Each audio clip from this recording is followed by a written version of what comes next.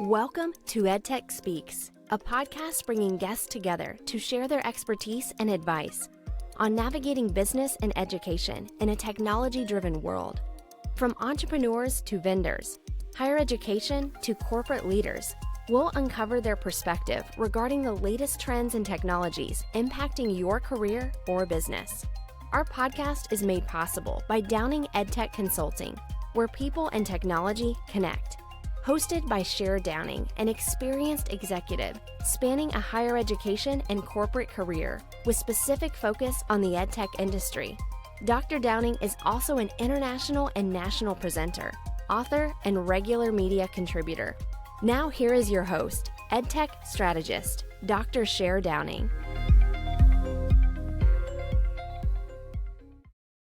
Hi, everyone, and welcome to EdTech Speaks, a place where we bring everyone together to talk about business, education, and technology. Today, I'm excited to bring on a guest who actually works for us at Downing EdTech. This is Jeremy Hopper.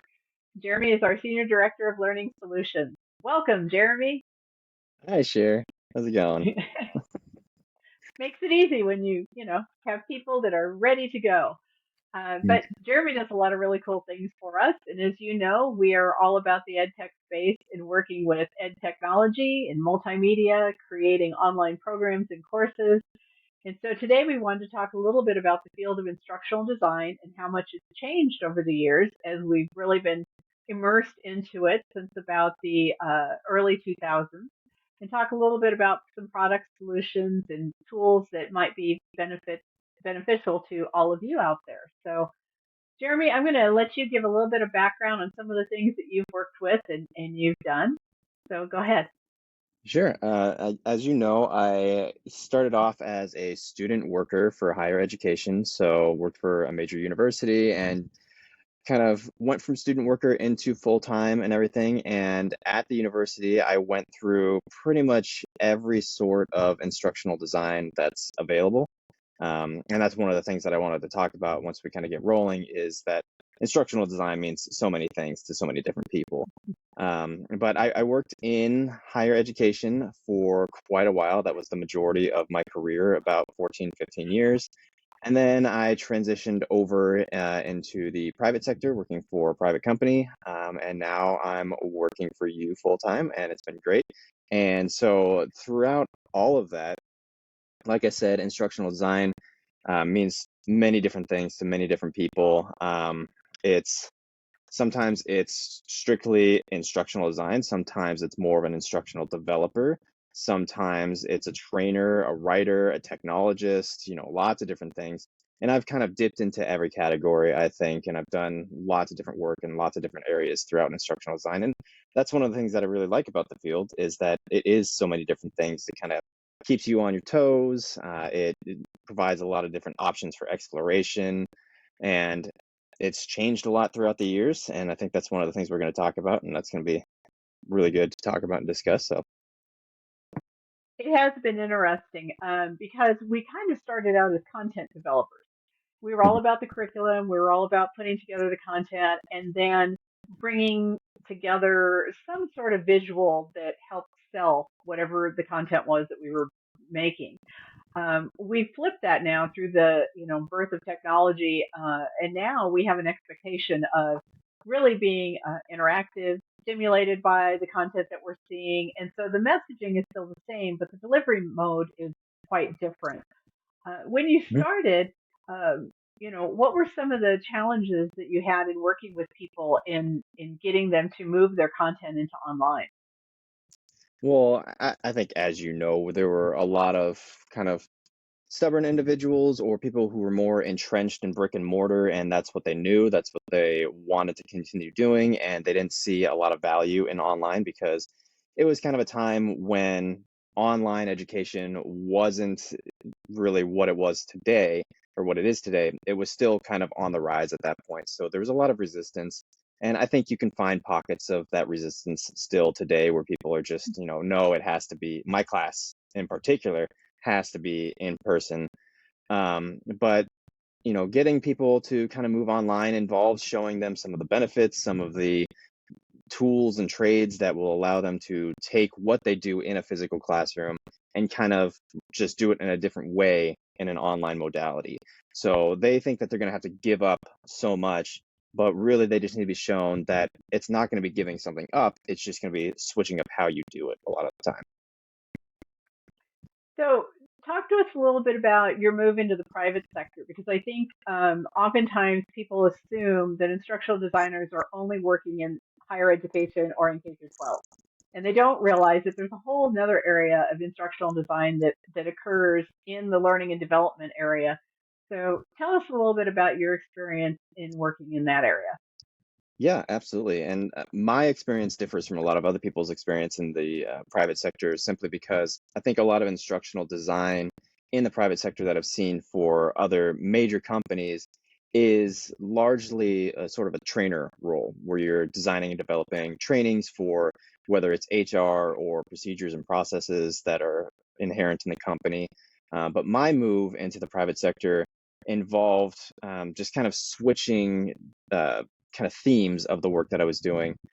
So instead of working in education as an academic sort of feel, I went into education of this business's, central theme.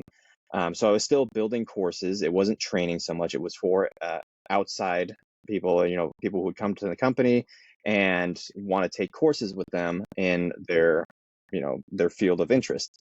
And I think working for the private company was different than the academic field, mainly because I got more control as an instructional designer. I got to do a lot more of the writing. They really relied on me to kind of fill everything out for them, really design the course experience, not just move content into a course shell, but really just design the overall experience for their learners, for their clients and everything. And that was a tremendously awesome experience for me because in academia, it was a lot of just here's the subject matter expert. They pass off their content. I load it into a course shell and just kind of clean it up, make it look, nice and organized. But this really allowed me, I got to do a lot of writing. I got to express a lot of my thoughts and do a lot of research and really help develop their content as well. And I think, you're absolutely right. Different modalities exist with a lot of different private companies. Hmm. Nonprofits now hire instructional designers, Fortune 500 companies, mom and pop businesses. I think we've Yeah. seen the gambit of it because bottom line, people want to get things online. Obviously, during the pandemic, that became really evident for everyone to, Yep. try to keep their doors open and keep things going during that difficult period when they couldn't have traditional openings and availability. But I think now we're seeing more of a hybrid climate because people realize the things that they built, their clients really like. Now it's just a matter of having a combination of some things face to face, some things online, whatever really works the best for them. Yeah, Don't you I think agree? so too. Absolutely. I think, as the pandemic kind of played through, we obviously in the beginning had to shift pretty much everything online. Everything that we could was going online because that was the only way that people were able to deliver their content, bring in business was to do it all virtually because there was no in person at that time. And then I think that was when the value started to get noticed. Before that, it was no, everything has to be in person. It's too risky. It's not going to work if we do anything online. But when everybody was forced to, it was kind of like, okay, well, maybe this isn't so bad. It's actually working out pretty well. And as the pandemic begins to taper off and everything, I think there is a lot of switch back to in person, but like you said, it's maintaining kind of more of a hybrid feel now where they are still maintaining a lot of those online processes and online courses and things like that, while also simultaneously moving forward with what they were doing traditionally. And I think that that's a great, business model for a lot of people. It's kind of diversification for them. They've now got two different streams of accessing their clientele. So. So let's talk a little bit about the tools and technology. Because obviously, lots of things have come out now that you can download an app or you can do things on your own. So some people maybe aren't necessarily hiring an instructional designer, but what are some of the things that people need, or should be talking with an instructional designer about using to really have that quality that we want to see in courses or in any sort of training? Yeah, I think that's such a great question, but it's also such an involved question and kind of a tricky question to answer simply because it largely depends on the need of the instructor or the business or whoever it may be. So in academia, a lot of what I see right now is the major trends that are coming through where I think instructional designers really need to kind of put their heads and focus everything is things like AI, obviously. AR and VR capability, a lot of that is kind of growing and becoming more important in education, I think, and it's bringing a lot of possibilities to light. And then things like adaptive technologies and adaptive learning, where the system's gonna kind of change as the user progresses, so that it can continue to support them and scaffold their learning and everything. So I think those are the main elements in education and academia.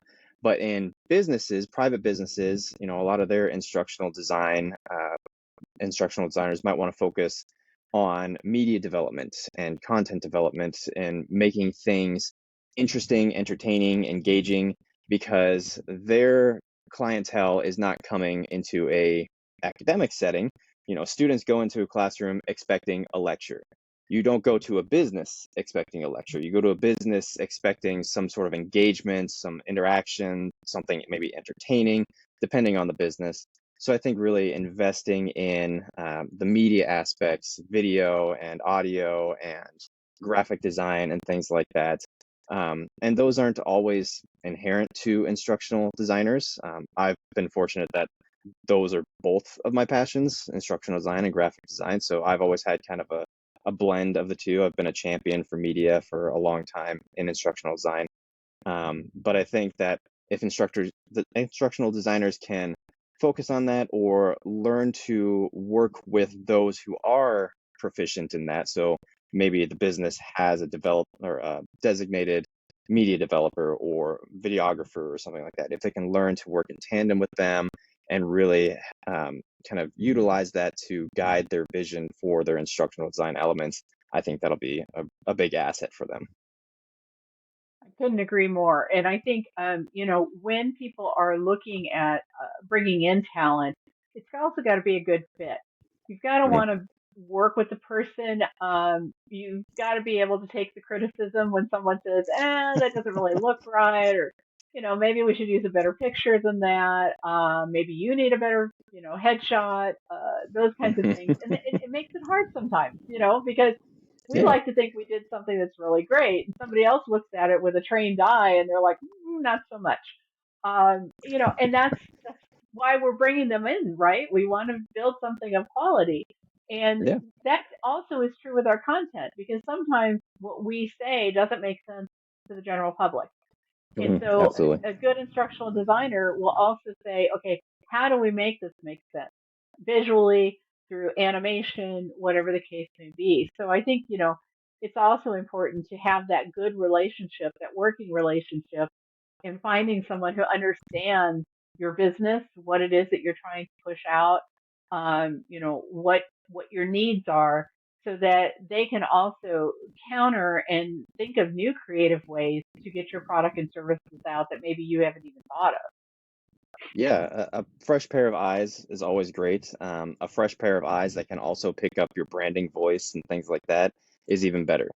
So I think you're right. Finding that fit, finding somebody who can do something like that, and as an instructional designer, training yourself to do things like that is going to be a really great tool for kind of taking content to the next level, because anybody can just put something out there. A lot of businesses can just take what they have now and put it up online and sell it, but that doesn't mean people are going to engage with it or resonate with it.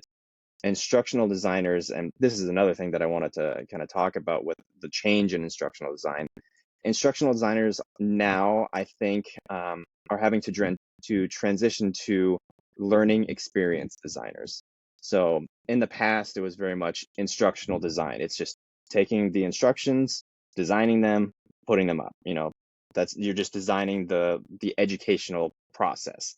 Now we're designing the educational experience or the learning experience, where we want students to really engage with the material. We want the material to resonate with them. We want to kind of shape how they're experiencing everything.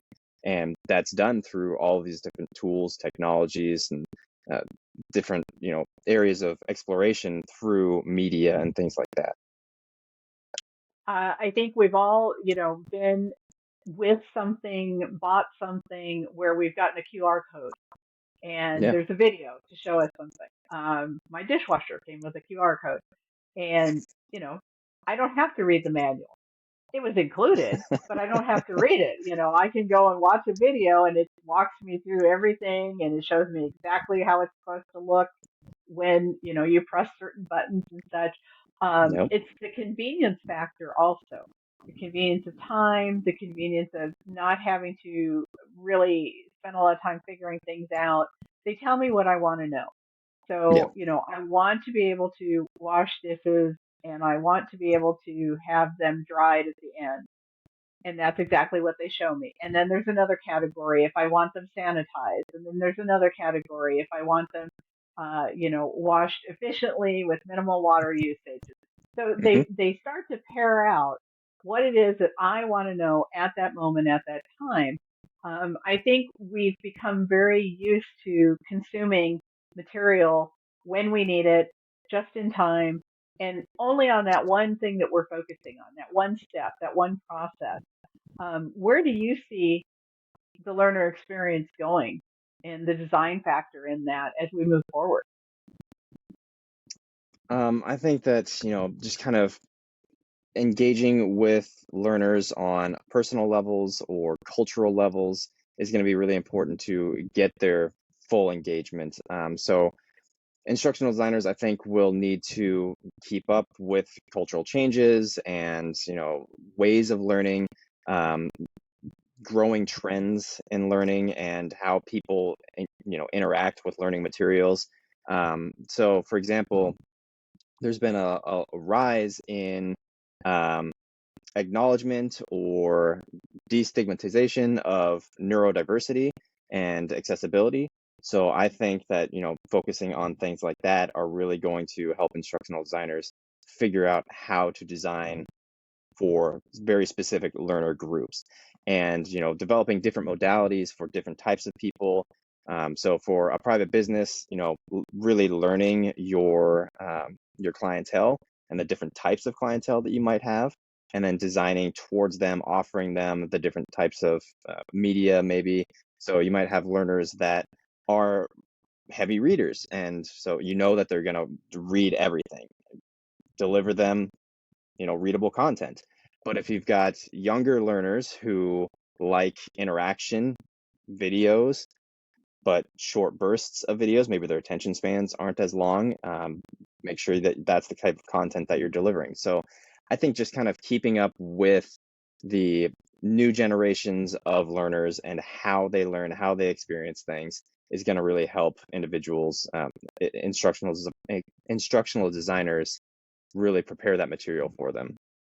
I was thinking about it the other day, actually, and I had kind of a funny thought. I don't know if you've seen like TikTok videos or YouTube videos that are out there that have it's kind of an educational, like maybe a podcast or an educational video up at the top of the screen, and then the bottom of the screen is like a cooking video or Hmm. Subway Surfer, a video game app or something like that.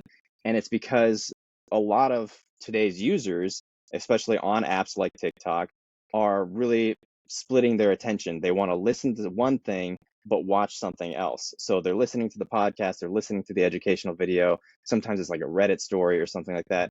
But really, your eyes go down to the bottom of the screen and you're just kind of hypnotized by the cooking video down there or the Subway Surfer.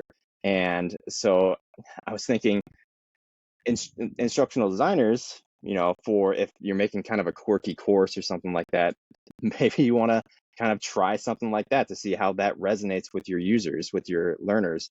Obviously, that won't work in every situation. You don't want to do that for a private business or something like that. But if you're kind of a quirky instructor at a university and you've got younger generations of learners coming in and you want to make your lecture available to them, make it available as a dry lecture, but maybe, hey, why not try out some Subway Surfer down at the bottom of the screen and see how that resonates with your users?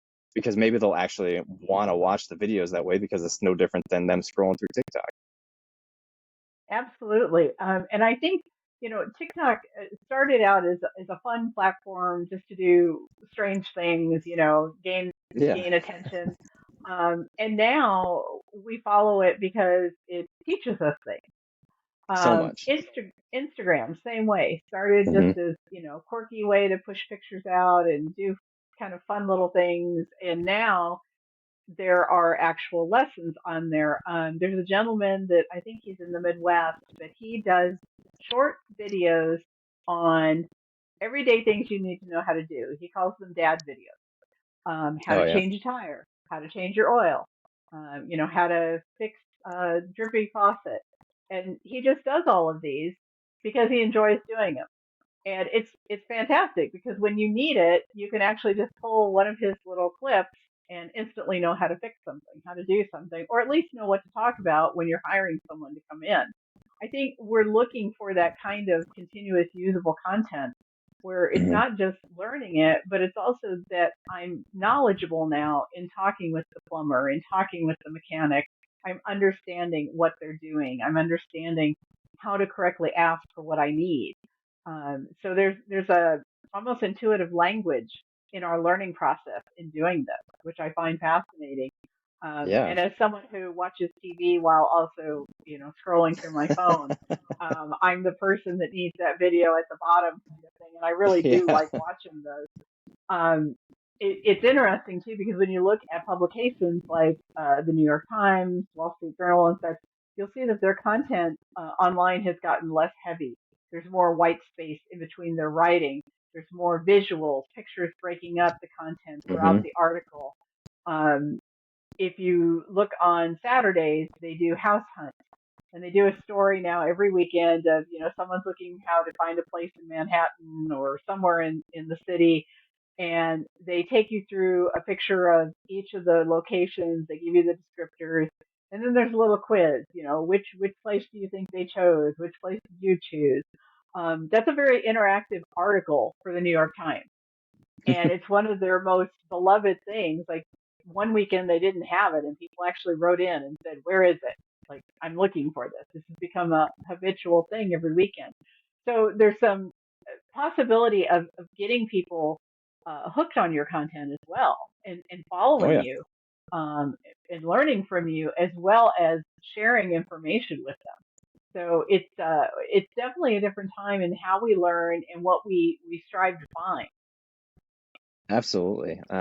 Thinking back to the internet in the 90s and how you'd have just one long block of text that's all sans serif fonts and, 12 point and everything. You don't really want to read that. I mean, back then you kind of did because that was what was there. But it's everything has kind of evolved, and now we use a lot more imagery, a lot more design, very intentional design on our web pages and our learning content, whatever we're creating, because as humans, we're just naturally attracted to some sort of aesthetic. When you've got something really, really basic or something that's intentionally designed and you can recognize that it's intentionally designed, you kind of just instinctually think, oh, well, they put a lot more effort into this one. It's a lot prettier to me. It's easier on the eyes. It's really attracting my attention. That's what we need to, that's how we need to think as instructional designers, is how can we really pull attention over there.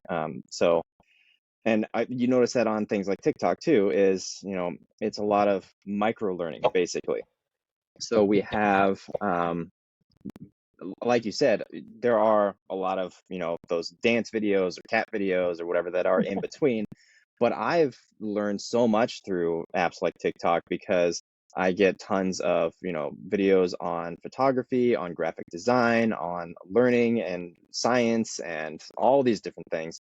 And they're basically just little micro bursts, little lessons that are a minute or less sometimes a little bit longer depending on the creator. But they're engaging because they've taken the time to cleanly edit these videos, they're interacting with you. It feels like they're talking to you directly because they're looking at the camera, they're showing you their work, they're just kind of going through everything that you need to know with these very short, intentional, specific lessons. And so I've learned a lot that way, and I think that's, something that we can kind of take note of. I think you're definitely right. Learners are no longer just on the academic side. I think we just Hmm. want to learn and consume constantly. Yeah, We like seeing new things, learning new things, even if we'll never do it. It yeah, doesn't mean I'm not interested in the process of how you do it. yeah. Sometimes, especially if we'll never do it. I mean, there Yeah. are so many, farm videos or urban farming videos that everybody just watches so intently, and they've got, hundreds, thousands, millions of subscribers, but these people aren't ever actually going to go out and start up a farm and do all this stuff. They get so involved in the process, and they're very interested in this person's experience. And I think Hmm. that's also part of it, is that we like to get involved in the human experience. Sometimes it's the human experience that we are also going through, and sometimes it's just other people's human experiences that we want to know what that's like. Absolutely.